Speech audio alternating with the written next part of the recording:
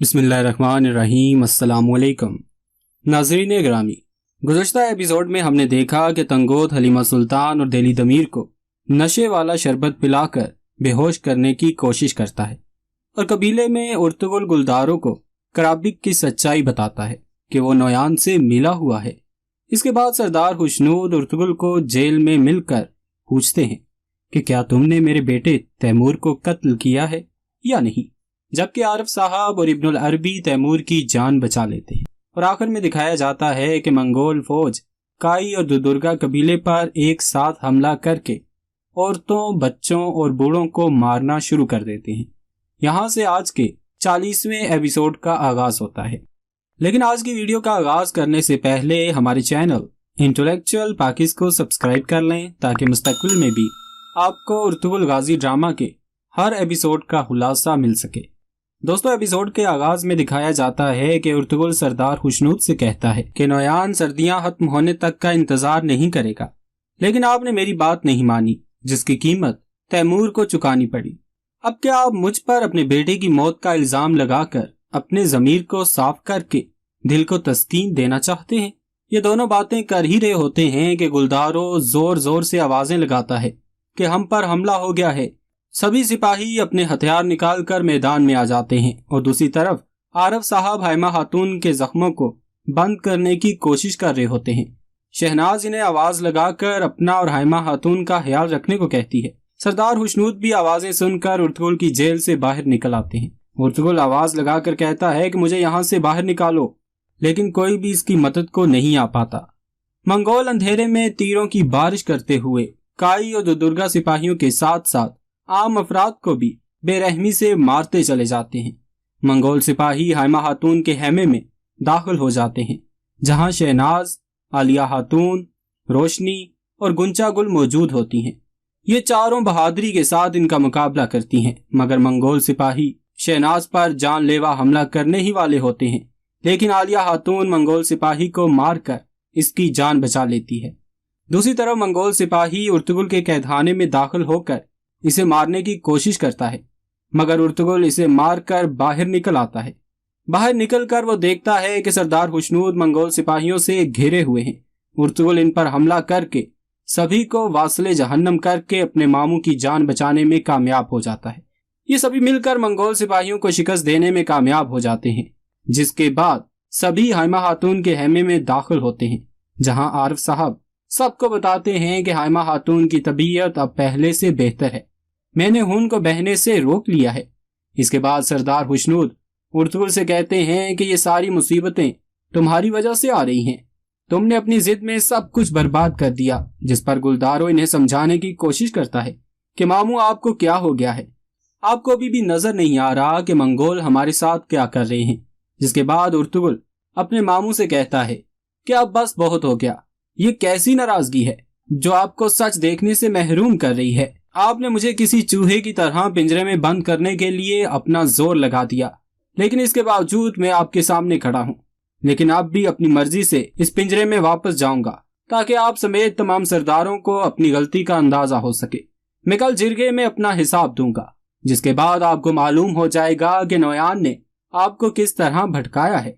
जिस पर सरदार खुशनूद मजीद गुस्से का इजहार करते हुए कहते हैं कि कल जिरगे के बाद मैं तुम्हारा सर जमीन पर गिरा हुआ देखूंगा, तुम कातिल हो।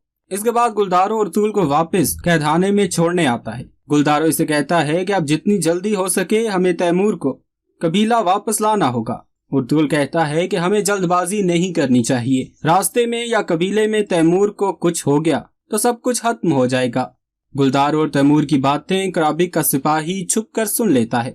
कराबिक अपने हैमे में बैठकर सरदार खुशनूद को कहता है कि कल के जिरगे के बाद उर्तुगुल का खात्मा हो जाना चाहिए, क्योंकि इसकी हर सांस हमारे लिए मुश्किलात, गद्दारी और दुख लेकर आ रही है, जिसकी मिसाल आज का ये मनहूस और लाताल्लुक हमला है।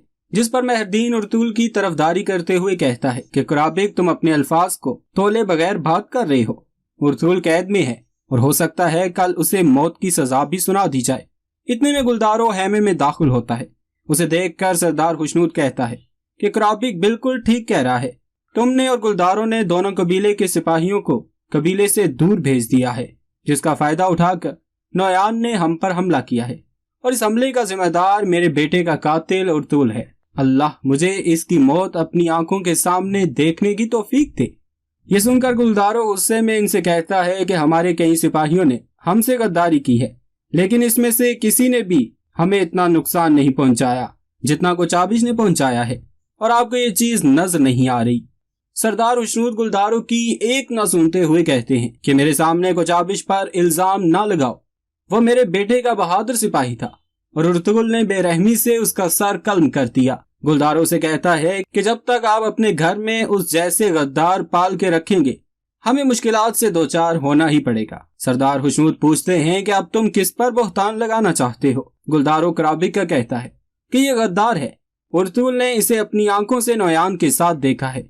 مگر سردار خشنود اس کی ایک نہ سنتے ہوئے اسے یہاں سے جانے کو کہتا ہے، مگر گلدارو اپنی بات پر اٹل رہتا ہے۔ مہردین کرابک سے پوچھتا ہے کہ کیا یہ سچ کہہ رہا ہے؟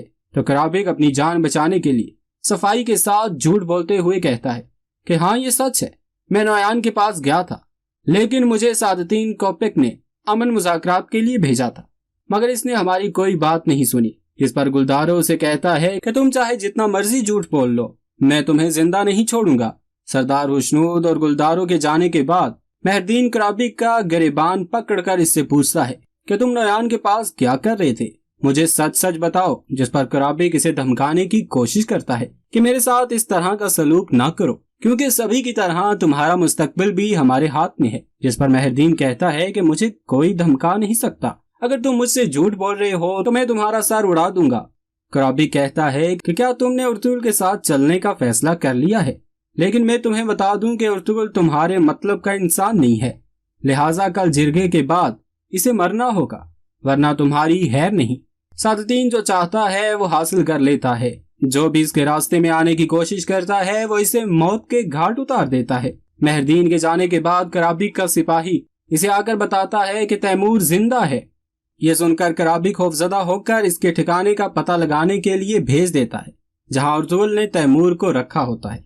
ناظرین، ڈرامہ مزید آگے بڑھتا ہے تو تنگوت کو دکھایا جاتا ہے جو سرائے میں آرام کر رہے دہلی دمیر اور حلیمہ سلطان کو بے ہوش کر کے ان سے ضروری دستاویزات کو حاصل کرنے کی کوشش کرتا ہے۔ تنگوت ان دونوں کو اپنا باندی بنا کر ان سے کاغذات کے بارے میں پوچھتا ہے، مگر یہ دونوں ان پر حملہ کر کے فرار ہونے میں کامیاب ہو جاتے ہیں۔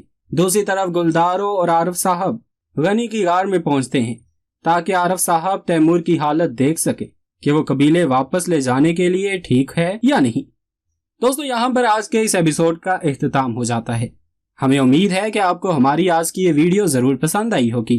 اگر آپ کو ویڈیو اچھی لگی ہے تو اسے سوشل میڈیا پر شیئر کر دیں تاکہ آپ کے دوست احباب کو بھی اسلام کے وقار کے لیے لڑنے والے بہادروں کے متعلق معلوم ہو سکے۔ ہمارے چینل کو اسی طرح دیکھتے رہیں۔